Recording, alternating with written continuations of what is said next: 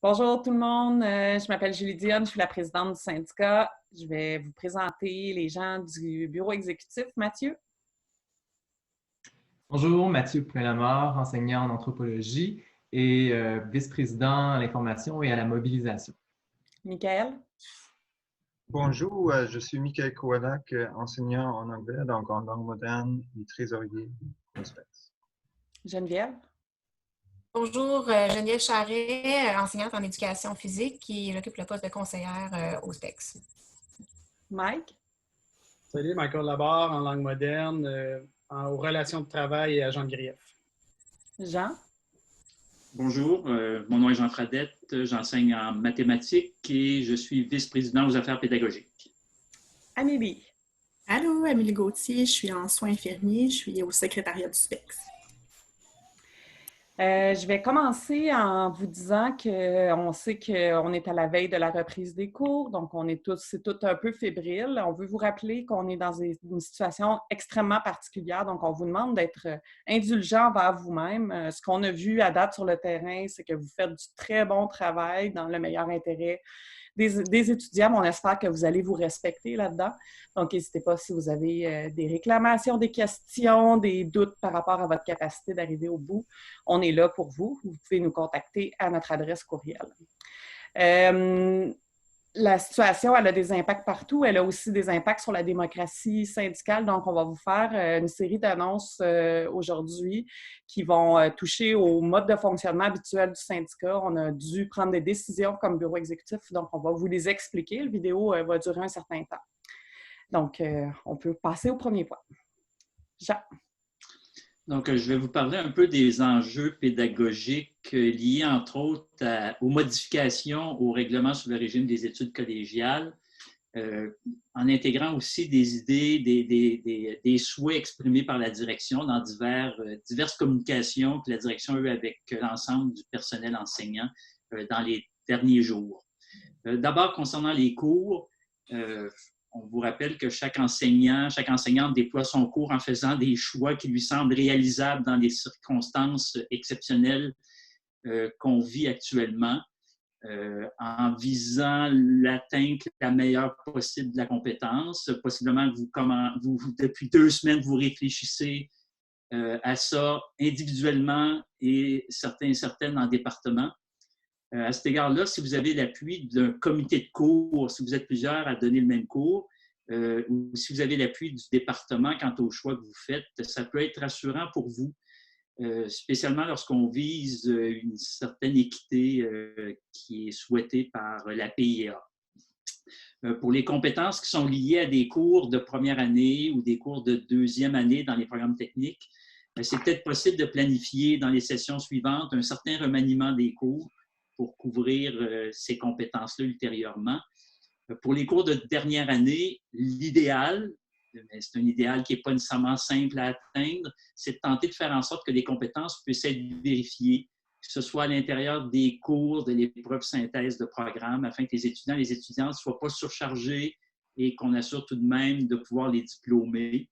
Il est vraiment suggéré par la direction en dernier recours que les compétences qui ne peuvent pas être vues autrement qu'en présentiel soient enseignées à la reprise des cours, s'il y a lieu, mais c'est vraiment suggéré que ce soit en dernier recours. Vous comprenez tous et toutes que ça peut avoir une conséquence potentielle sur la diplomation et sur la suite des choses.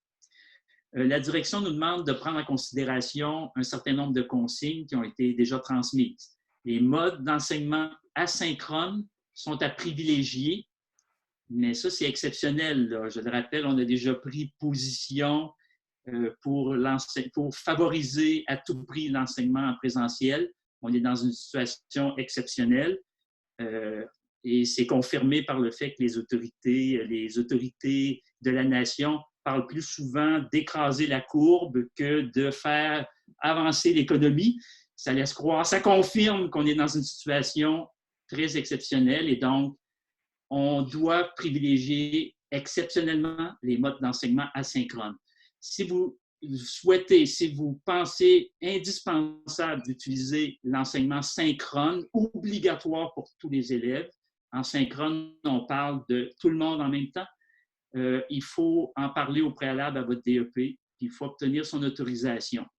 Et vous comprendrez que les étudiants et les étudiantes, comme vous-même, possiblement, partagez un espace de vie actuellement qui est un peu restreint. On a peut-être de l'équipement. Dans une maison, on peut avoir de l'équipement pour 2, 3 personnes. Mais il y a des gens qui font du télétravail, il y a des gens qui suivent d'autres cours en même temps que vous. D'où la difficulté là, du synchrone. La direction nous demande aussi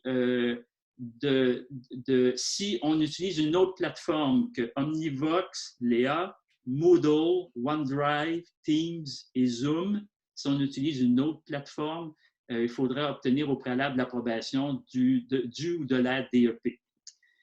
Je lance une invitation, s'il y a des enseignants et des enseignantes qui ont un peu de temps et qui ont des connaissances relatives aux outils informatiques face auxquels on est peut-être certaines d'entre nous, face auxquels on fait face peut-être pour la première fois. Si vous êtes prêts, si vous avez du temps pour soutenir des collègues, ça pourrait être très apprécié. Entre autres, je vous invite à le faire savoir peut-être à vos collègues de département. Dans mon département, il y a quelqu'un qui a fait cette offre-là. Je trouve que c'est une superbe offre. Donc, s'il y en a qui ont un peu de temps et des connaissances particulières, soyez à l'aise de communiquer votre intérêt à cet égard-là. Les personnes qui voudraient des conseils pédagogiques, en particulier face aux technologies utilisées, vous pouvez faire bien sûr appel au SSER, le service de soutien à l'enseignement et à la recherche. Il y a le STI aussi, service des technologies de l'information, qui peut vous aider pour les accès là, à certains outils. Un autre aspect, la durée de la session. Le ministère de l'Éducation et de l'Enseignement supérieur a clairement indiqué que dans la situation exceptionnelle qu'on vit, il faut avoir une session d'un minimum de 12 semaines. La direction l'a bien indiqué dans un message envoyé, je crois, plus tôt cette semaine. On a 7 semaines de compléter déjà. Peut-être que certains enseignants, certaines enseignantes n'ont complété que 6 semaines à cause d'une semaine de congé pour diverses raisons. Les activités formelles ne peuvent pas reprendre avant lundi, le 6 avril, et ne peuvent pas se terminer avant le 8 mai et au plus tard le 29 mai. Donc, l'idée, c'est d'assurer qu'il y ait au moins 12 semaines. Pour les gens qui n'en auraient fait que 6 sur les 7 premières, il vous en resterait 6 à faire. Pour les autres, au moins 5. Pourquoi on dit à partir du 6 avril? Il y a peut-être des gens qui ne seront pas prêts le 6 avril. Il y a peut-être des gens qui devront commencer que le 13 avril pour diverses raisons, pour des raisons de planification. C'est pour ça qu'à la fin, il y a une plage là, du 8 mai au 29 mai. Les congés fériés sont maintenus. Donc, 10 avril, le vendredi qui précède Pâques, 13 avril, le lundi qui suit Pâques, et le 18 mai, qui est la fête nationale des Patriotes. À ces 3 dates-là, vous ne devriez pas pouvoir demander des remises à ces dates-là précises pour des travaux, par exemple. Les notes, on a eu une indication comme quoi les notes devraient être mises au plus tard le 5 juin à 17 h. Maintenant, concernant le plan de cours, le ministre nous dit, vous devez déployer des moyens d'enseignement alternatifs et adapter des modalités d'évaluation dans les circonstances où le présentiel n'est pas possible. La direction nous a indiqué dans un document qui a été transmis le mercredi 25 mars et qui a été mis à jour hier. Hier, il y a eu la transmission d'une information comme quoi la liste des principes avait été mise à jour. Elle est déposée, je crois, sur Moodle. Je vous rappelle, pas d'évaluation avant le 13 avril. Il n'est pas possible de mettre en place des évaluations qui nécessitent une surveillance. Là, je vous fais une liste de consignes qui ont été envoyées par la direction. Il n'est pas possible de demander aux étudiants et aux étudiantes de se filmer durant la complétion d'une évaluation. En fait, il faut utiliser le moins souvent possible l'enregistrement vidéo. A été transmis le vendredi 27 mars une grille d'auto-évaluation pour les modifications au plan de cours. Chaque comité de cours, parce qu'on demande une grille pour chaque cours, cette grille-là doit être transmise à la direction qui vous autorisera automatiquement à modifier vos contenus et vos évaluations au besoin. Donc, alors qu'habituellement, il est prévu qu'un changement de plan de cours demande une autorisation de la direction, dans les circonstances exceptionnelles, il a été évalué par la direction que le fait de transmettre cette grille d'auto-évaluation-là était suffisant. On vous demandait dans l'avis de transmettre cette grille-là au plus tard le 13 avril 2020. Or, c'est un congé. Il a été discuté ce matin en CRT de repousser cette date à quelques jours plus tard. Donc, vous risquez d'avoir une nouvelle communication devrait être transmise pour mentionner une date qui pourrait tourner autour du 15 avril. Pour ce qui est de la disponibilité, votre disponibilité comme enseignant-enseignante, je vous rappelle que la convention collective prévoit qu'un enseignant ou une enseignante à temps plein doit être disponible en moyenne pour son travail, en moyenne 6,5 heures par jour, du lundi au vendredi, entre 8 heures et 23 heures. Donc, il est donc possible de répartir vos heures, ces heures-là, en fonction de vos réalités personnelles, à la condition que ce ne soit pas de l'enseignement synchrone. Si jamais vous avez eu la permission de faire de l'enseignement synchrone, mais là, vous devez respecter vos plages horaires prévues selon l'horaire de début de session. Le Collège de Sherbrooke là, continue à accorder une grande autonomie à ses enseignants et à ses enseignantes dans la réalisation de leurs tâches. Les mentions maintenant, à un moment donné, il pourrait arriver que vous ayez à mettre une mention d'incomplet temporaire ou qui est au relevé un incomplet permanent. Je veux juste d'abord bien faire la distinction entre les deux. Un incomplet permanent qu'on note par IN, c'est un abandon qui est demandé par l'étudiant à son API. Donc, entre autres, si un étudiant vous demande « Pourrais-tu me mettre IN, un incomplet permanent », vous n'avez pas à le faire. Vous informez à ce moment-là l'étudiant et l'étudiante en lui disant « Contacte ton API ». Ça n'aura pas de conséquences sur les résultats, c'est-à-dire qu'un abandon permanent n'est pas considéré comme un échec, n'aura aucune incidence sur la cote R de l'étudiant ou l'étudiante. Mais les cours, bien sûr, devront être pris à un moment ultérieur. C'est comme si l'étudiant n'avait jamais suivi le cours. Un incomplet temporaire qu'on note par IT s'applique dans un cours pour lequel l'étudiant ou l'étudiante n'a pas effectué la totalité des travaux ou des épreuves exigées. Puis, avec entente entre l'enseignant, l'enseignante et l'élève, là, il y a une entente qui peut faire en sorte que la session soit complétée plus tard, dans un délai qui ne devrait pas excéder 2 sessions supplémentaires à partir de la session concernée. Donc, mais soyez conscient, consciente à ce moment-là que si vous mettez un incomplet temporaire, ça veut dire que vous aurez du travail à faire avec cet étudiant-là et cette étudiante-là plus tard, potentiellement la session d'automne. Soyez conscient de ça.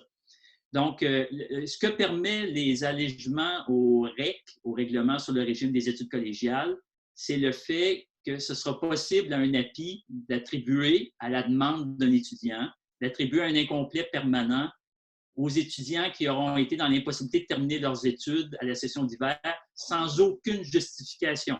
Habituellement, ça prend une justification médicale pour permettre d'obtenir un incomplet permanent. Là, sans qu'il y ait aucune justification, l'étudiant, l'étudiante pourra décider de dire j'aimerais avoir un incomplet permanent. Et la date limite pour qu'un incomplet permanent puisse être attribué par l'API, c'est le 12 juin 2020, donc une semaine après la date limite de remise des notes. Donc, ça crée déjà une situation particulière où l'étudiant pourra attendre d'obtenir sa note dans son cours avant de décider s'il souhaite avoir un incomplet permanent. Donc, les étudiants concernés doivent faire la demande à l'API. Si on dépasse le 12 juin, ça va devenir impossible d'avoir cette possibilité-là. Donc, c'est la responsabilité de l'étudiant ou de l'étudiante. Je présume qu'ils seront bien informés. C'est de leur responsabilité de faire cette demande-là. Je note en passant que les API restent disponibles, les services d'orientation restent disponibles, les services d'aide psychosociale restent disponibles. Si vous avez l'impression, si vous sentez chez vous un étudiant ou une étudiante le besoin d'entrer en contact avec les services qui existaient avant l'interruption des cours, ces services-là restent toujours disponibles. C'est vrai aussi quant à la disponibilité des responsables de l'encadrement. La mention EQ, la fameuse mention équivalence, il s'est posé à un moment donné la question à savoir est-ce que ce serait possible cette session-ci, dans les circonstances exceptionnelles, de remettre, au lieu de remettre une note comme on le fait habituellement, de donner une mention équivalente qui pourrait correspondre à une mention réussite au lieu de remettre une note. Donc, on est face à deux modes de notation possibles. Remettre une note ou déposer une mention équivalente s'il y a réussite ou s'il y a échec. Et là, selon les indications du ministre, un échec devrait venir avec une note. Pourquoi cette possibilité-là là, du équivalent échec? Mais ça se peut que ce soit difficile pour des enseignants d'attribuer une note chiffrée, précise, qui veut dire quelque chose, qui soit réellement représentative. Devant les enjeux d'équité, entre autres, que ça peut engendrer, ça se pourrait que l'utilisation de la mention EQ pour équivalence devienne une option envisagée.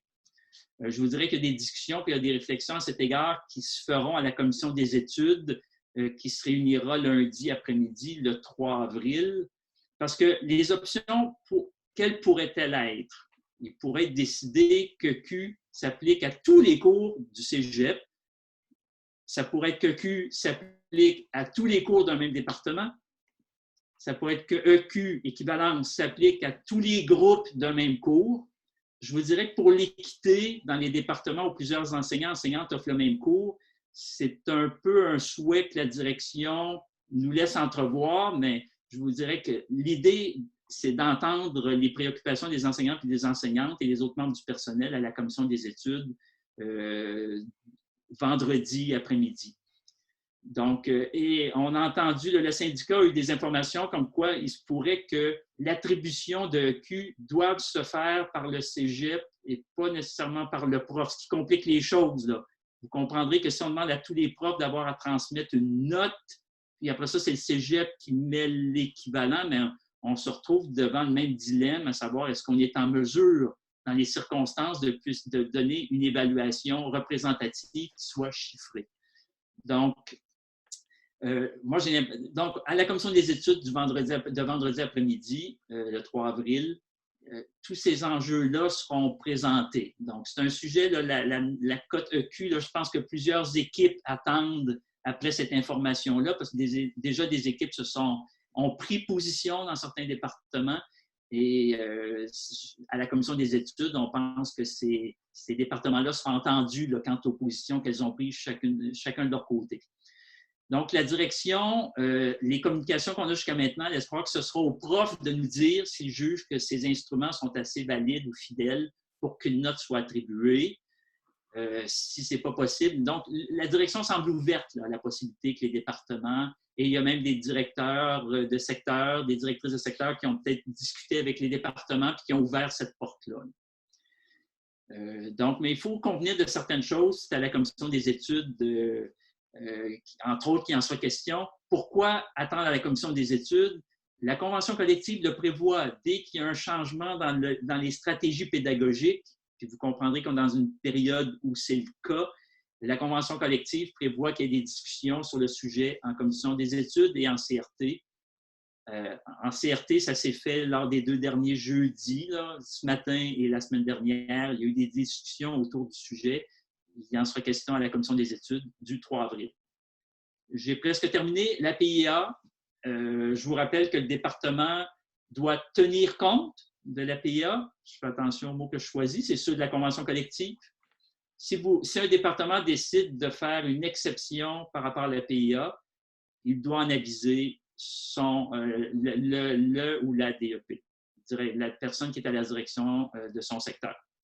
Finalement, dernier point, pour l'épreuve uniforme de français, pour l'EUF, le ministère a clairement annoncé que si les campus n'étaient pas ouverts après le 1er mai, l'obligation de réussir l'EUF, l'épreuve uniforme de français, pour obtenir le diplôme, serait levée pour les finissants et les finissantes de l'année scolaire 2019-2020, auquel il ne manquerait que la réussite de cette épreuve-là pour obtenir le DEC. L'obligation de réussir l'épreuve demeure obligatoire dans toutes les autres situations. Donc, s'il advenait que les campus ouvrent à nouveau avant le 1er mai, c'est-à-dire dès le 1er mai, l'obligation de réussir, selon les indications du ministre, serait maintenue. Donc, on attend bien sûr de savoir ce qui arrivera pour la suite des choses. Donc, je passe maintenant le flambeau à Michael pour les ressources. Bonjour. Pour les ressources, assez rapidement, parce que je pense que c'est la pédagogie qui vous intéresse le plus à ce stade-ci. Pour l'instant, les informations qu'on a, c'est que toutes les mentions EQ et IN qui nous inquiétaient pour le financement, bien, ils seraient financés complètement. Donc, l'étudiant, normalement, un EQ ou un IN pourrait ne pas financer, mais dans ce cas-ci, à cause des circonstances exceptionnelles, ils seront financés. Somme toute, on ne connaît pas le comportement étudiant encore à l'automne. Le comportement étudiant, est-ce qu'ils vont se réinscrire ou pas?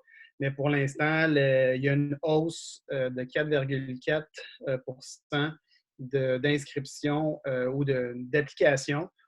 Voyons si ça va se transcrire en inscription. Parce que pour l'instant, les étudiants ont bien d'autres choses à faire que de penser à s'inscrire à la session prochaine. Alors, il y a beaucoup d'étudiants qui n'ont pas encore fait leurs inscriptions. Alors, c'est une donnée que pour l'instant, on est un peu dans le noir. Sinon, le projet de tâche, vous avez reçu un courriel de la part de la direction concernant la position sur les valeurs des libérations pour les différentes coordinations. Je vous annonce que pour l'instant, on n'a pas réussi à s'entendre et la direction a appliqué au projet de tâche le statu quo. Donc, qu'est-ce que ça veut dire le statu quo? Ça veut dire que toutes les coordinations, que ce soit départementales, programmes et stages, vous aurez les mêmes valeurs de libération que l'année 19-20. On a tenté de s'entendre on a négocié certains éléments. Cette négociation-là, pour l'instant, n'a pas porté fruit. Je n'irai pas plus loin parce qu'on est toujours en CRT. Il reste 2 réunions encore avant le dernier. Et pour l'instant, on ne prévoit pas de ressources supplémentaires l'année prochaine pour toutes les situations exceptionnelles qui pourraient arriver. Donc, les étudiants qui échouent ou on va sûrement être pris avec beaucoup de demi-groupes s'il y a beaucoup de IN demi. Mais c'est des facteurs qu'on va prendre au jour le jour et il faudra être très vigilant à l'automne selon le comportement étudiant. Alors, voilà. Merci. Je passe le flambeau moi-même à Amélie. Allô, donc je vais vous reparler de ce qui arrive avec le renouvellement de l'exécutif et des comités. Vous le savez, on est à l'aube de la date qui était prévue pour l'Assemblée générale annuelle qui devait être le 9 avril. On a reçu un avis juridique de la CSN le 30 mars qui nous déconseille fortement de tenir une assemblée virtuelle si nos statuts règlements ne le prévoyaient pas déjà. Toutes les décisions qu'on pourrait prendre dans une AG virtuelle pourraient être contestées par un seul membre qui serait en désaccord. Puis nos statuts règlements ne prévoyaient pas de vote électronique. On s'est donc référé au Code du travail qui prévoit certaines obligations pour la tenue d'un vote. Donc, l'élection des officiers syndicaux, la grève ou la signature d'une convention collective devrait obligatoirement être votée à scrutin secret par l'ensemble des membres du syndicat.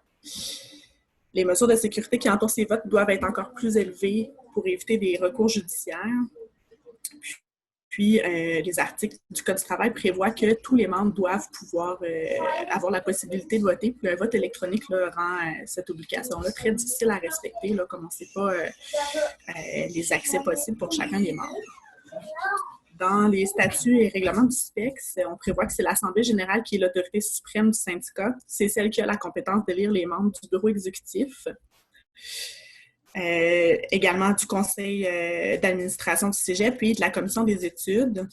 Donc, qu'est-ce qu'on fait quand c'est pas possible de tenir une AG? Il n'y a rien dans nos statuts qui nous dit que c'est l'exécutif qui prendrait les décisions qui lui semblent les plus appropriées dans des circonstances exceptionnelles, comme c'est le cas actuellement avec la pandémie. Puis, on ne pourrait pas non plus modifier nos statuts et règlements pour le permettre sans la tenue d'une AG formelle. Donc, l'avis juridique de la CSN nous a référé au Code civil et au Code du travail quand nos règlements sont silencieux dans une situation comme celle-là. Comme syndicat incorporé, on doit se référer à la loi sur les syndicats professionnels. Dans les articles 9 et 335 de cette loi-là, il apparaît que l'exécutif possède les pouvoirs pour administrer les affaires du syndicat sans qu'il soit nécessaire de tenir une assemblée générale décisionnelle. Donc, en ayant ces éléments légaux-là en poche, puis étant donné qu'on sait qu'on ne pourra pas tenir une assemblée générale d'ici le 4 mai au minimum, Étant donné également qu'on doit lancer l'opération des horaires, l'exécutif a pris la décision que pour tous les comités syndicaux comprenant l'exécutif, les gens qui sont actuellement en poste vont assurer l'intérim jusqu'à ce qu'il soit possible de tenir l'Assemblée générale annuelle. Pour tous les postes qui impliquent une contrainte à l'horaire, comme le bureau exécutif, la commission des études et le CRT, l'intérim va être assuré minimalement pour toute la session d'automne, même si on pouvait avoir une assemblée au mois d'août, par exemple. On a commencé à contacter les membres actuels des comités institutionnels, puis la plupart acceptent de poursuivre leur mandat jusqu'à la tenue de la prochaine Assemblée générale. On aura par contre un poste à combler au conseil d'administration.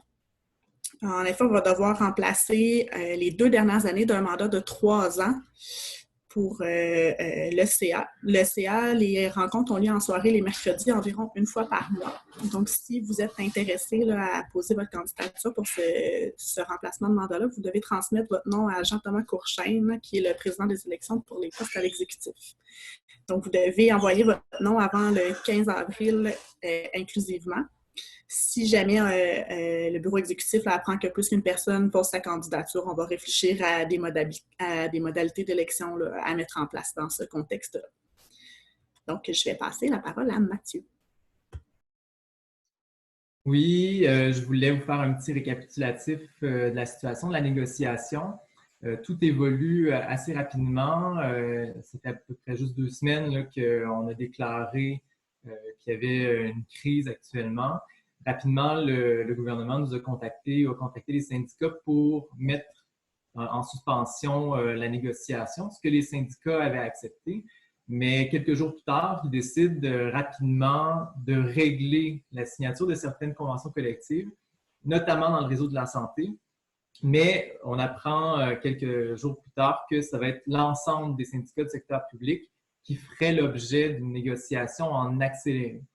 C'est une décision qui nous étonne, étant donné l'urgence de se pencher sur d'autres problèmes que celui de la négociation. On comprend mal sa précipitation. Il n'y a pas vraiment d'arguments qui sont invoqués, outre qu'ils veulent faire ça, puis ils veulent régler ça, puis mettre ça derrière eux. De notre côté, étant donné que nos assemblées générales sont suspendues, les regroupements sont suspendus, les comités de négociation de la FNEC, les exécutifs syndicaux, on en a tous plein les bras avec la crise actuelle. Ça peut difficilement nous mener à faire une véritable négociation. Puis surtout, on voit mal comment négocier dans l'urgence peut vraiment nous amener à avoir une négociation raisonnée qui règle véritablement des problèmes. D'autant plus que le gouvernement veut régler la question des salaires et signer des conventions de 3 ans sans ouvrir du tout les conventions, sans négocier à la table sectorielle, alors que pour nous, c'est un enjeu majeur. La table sectorielle, c'est là où on peut faire le plus de gains, notamment en termes de financement. La situation au Cégep de Sherbrooke, on a beaucoup d'espoir que c'est dans la table sectorielle que ça va se régler. Et donc, la question des salaires est un petit peu marginale par rapport à ces besoins-là. Donc, vous avez peut-être vu passer sur les réseaux sociaux beaucoup d'interventions de la part de différents profs avec le mot-clic « au front » pour dénoncer l'empressement du gouvernement. Donc, on voit justement à l'écran différentes photos qu'on a partagées ce matin, un peu avec un ton humoristique pour montrer que la priorité actuellement, elle n'est pas à la négociation.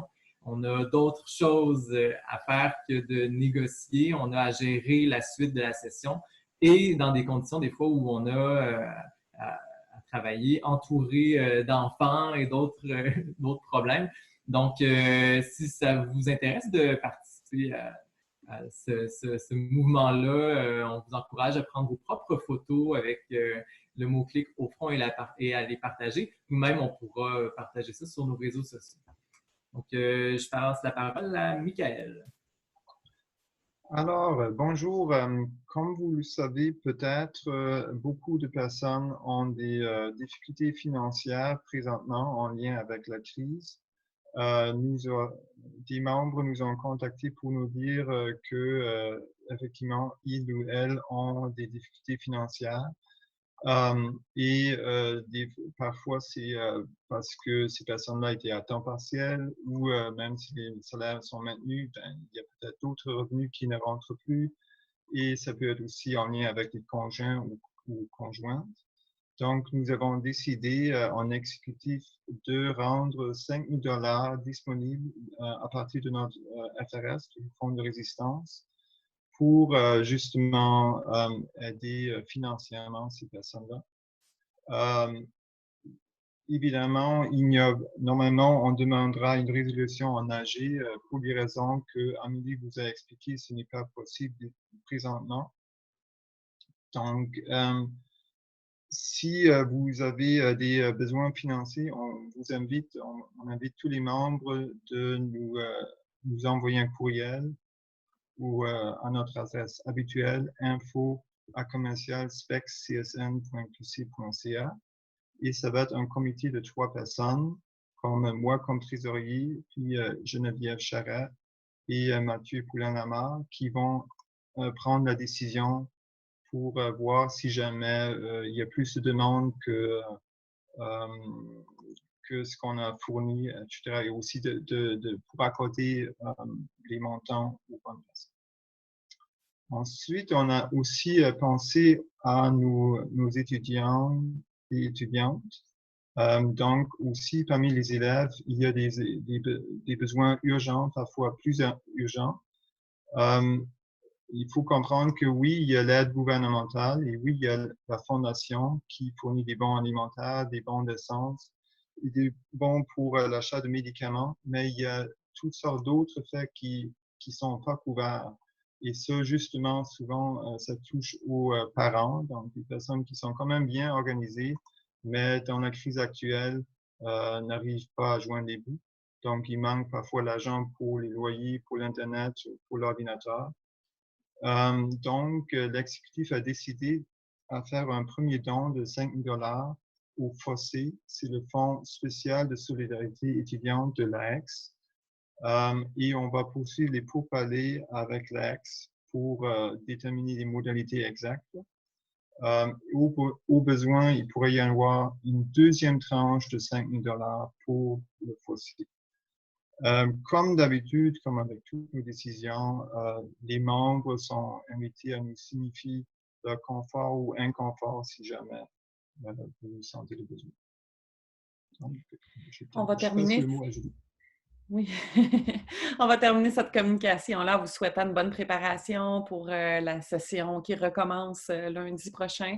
Vous invitez encore une fois, si vous avez des problèmes, des inquiétudes, des questions, à nous contacter. Ça va nous faire plaisir de vous répondre le plus rapidement possible. Merci.